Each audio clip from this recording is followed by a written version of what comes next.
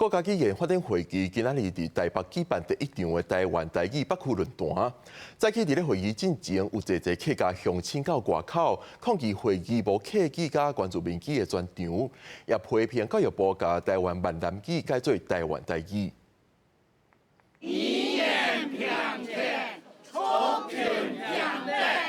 国家语言发展会议外口60多位客家乡亲夹票语抗议文化部主办的第二届国家语言发展会议无客语含原住民语的场次，嘛不满教育部最近甲台湾闽南语改做台湾台语。客家语呢，主按到台语，台湾闽南语呢没按到台语，台湾原住民语呢没变成台语，按简单按清楚的事情，结果呢，觉得都硬要按到台湾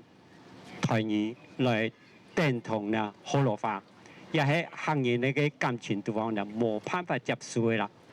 文化部政处对学者手中接过抗议书，针对客语含原住民语的场次，文化部表示客语会交予客委会负责，也那原住民语是原民会会处理，也那台湾台语、马祖语含台湾手语，因为无专职单位，所以是交予文化部来办理。在分区论坛的时候，还是应该集合各个部会的力量，一起把分区论坛办得更周全、更圆满。我们会加开跟客语的专场，也会加开原住民语的专场。不过，也有客家族群的少年家讲，伊支持用台湾台语的名称称呼家己的语言，希望着新语言之间莫阁继续互相伤害。台语团体嘛出面呼吁，无共的族群语言应当同齐徛伫语言流失的阵线，来思考要安怎传承和发展才是上要紧的。我认为讲，也嘛已经无安尼安泰的族群嘅分裂，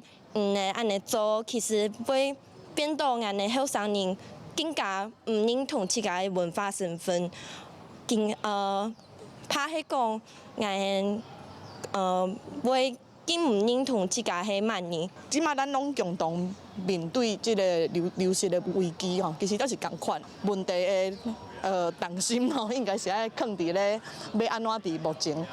即个国语独大的情形之下，去争取咱即个族群语言的发展。